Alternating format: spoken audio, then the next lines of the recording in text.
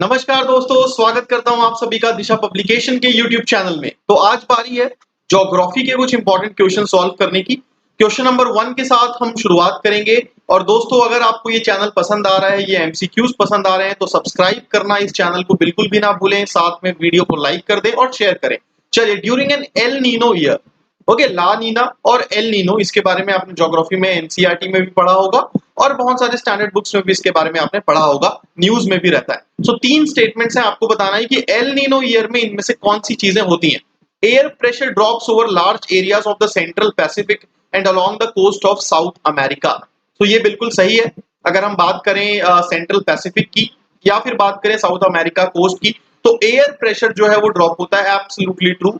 The normal low pressure system is replaced by a weak high in the western Pacific. ये statement भी यहाँ पे पूरी तरीके से ट्रू है। And the equatorial counter current accumulates warm ocean water along the coastlines of Peru and Ecuador। तो दोस्तों, तीनों स्टेटमेंट्स एल नीनो ईयर से रिलेटेड यहाँ पे 100% सही हैं और इस क्वेश्चन का आंसर होगा डी, यानी कि 1, 2 एंड 3। ठीक है, El Nino is the name given to the occasional development of warm ocean current, warm ocean surface waters along the coast of Ecuador and Peru. ठीक है, सो नॉर्मल ईयर में क्या होता है और एल नीनो ईयर में क्या होता है, ये दोनों डायग्राम्स के माध्यम से आप देख सकते हैं। चलिए, क्वेश्चन नंबर 2, दो स्टेटमेंट्स हैं। The highest temperature is recorded at the equator.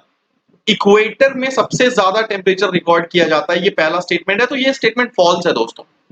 मैं अभी आपको बताता हूं कि फॉल्स क्यों है। In ocean water salinity variation is more in the surface water than at the depth. अगर हम ओशन वाटर की बात करें तो लोगों को लगता है कि जब गहराई में जाएंगे, जब डेप्थ में जाएंगे, तब सैलिनिटी वेरिएशन ज्यादा होगा, बट बल्कि ऐसा होता नहीं है। सरफेस में सैलिनिटी का जो वेरिएशन है वो ज्यादा होता है। तो सेकंड स्टेटमेंट ट्रू है।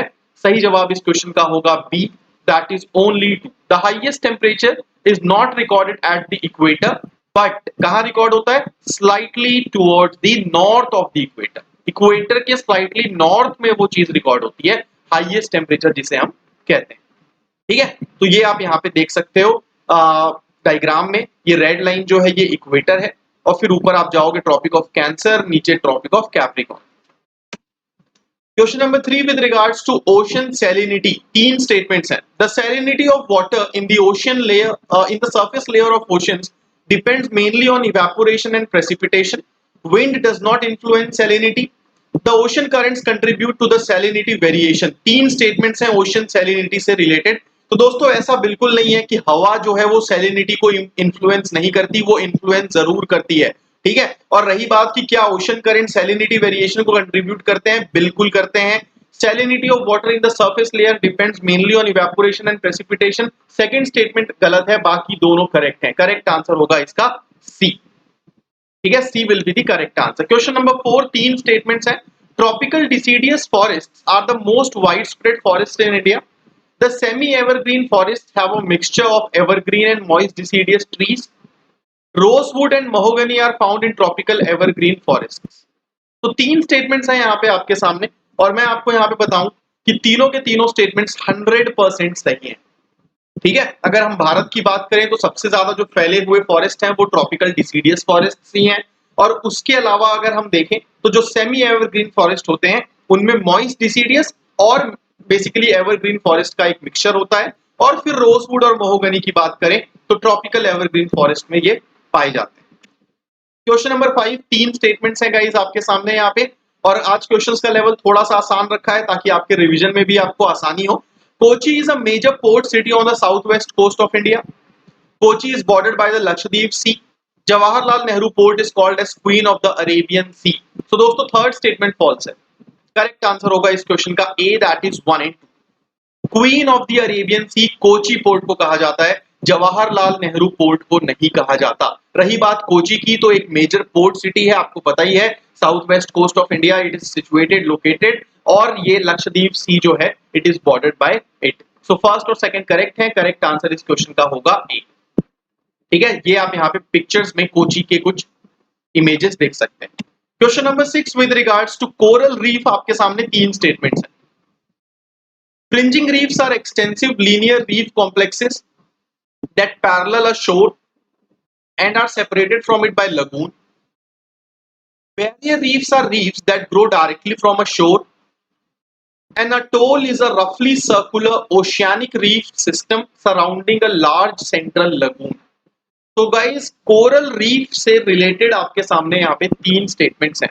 थर्ड स्टेटमेंट ट्रू है। अगर हम अटॉल की बात करें, अटॉल जो होता है वो एक सर्कुलर ओशियानिक रीफ सिस्टम होता है surrounding a large central lagoon, बिल्कुल सही है, लेकिन पहला और दूसरा स्टेटमेंट यहाँ पे गलत है।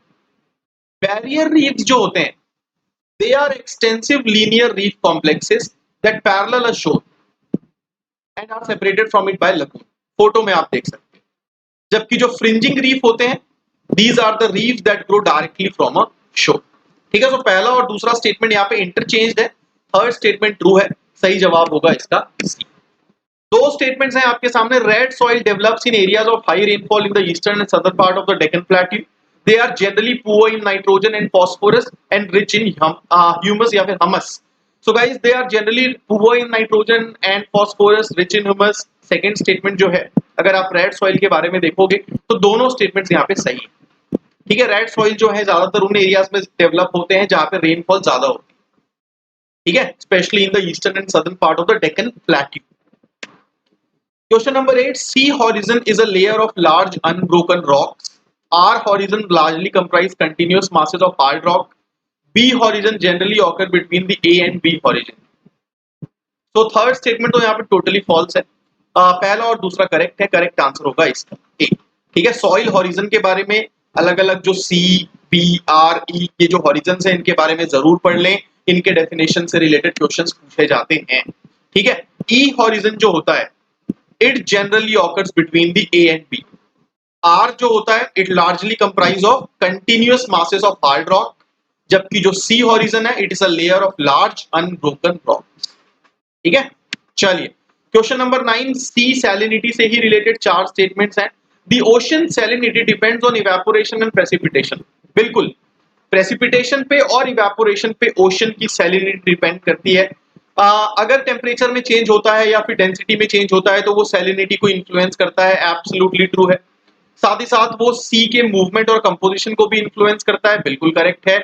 Salinity is the term used to define the total content of dissolved salts in sea water। चारों स्टेटमेंट्स दोस्तों यहाँ पे सी सैलिनिटी से रिलेटेड करेक्ट हैं, सही जवाब होगा इसका all of the above, that is D.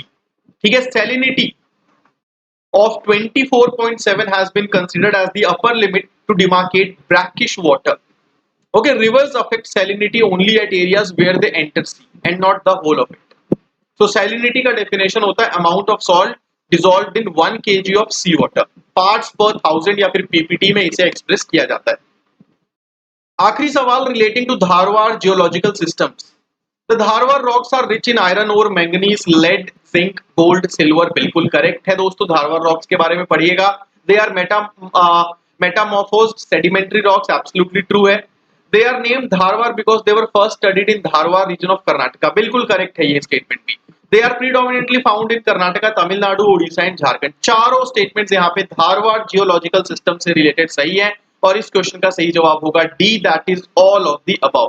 ठीक है, सो ये जो धारवाड़ पीरियड है रॉक फॉर्मेशन का, it has been largely fixed from 2500 million years ago to 1800 million years ago. और ये स्पेशल क्यों है? Because it is the first metamorphic sedimentary rocks in India. ठीक है, तो आज का ये सेशन हमारा यही समाप्त होता है। मैं आपसे मिलता हूं अगले वीडियो में कुछ और एमसीक्यूज के साथ। तब तक के लिए बने रहिए। दिशा पब्लिकेशन के यूट्यूब चैनल को सब्सक्राइब करना ना भूलें। Thanks a lot guys, have a awesome day.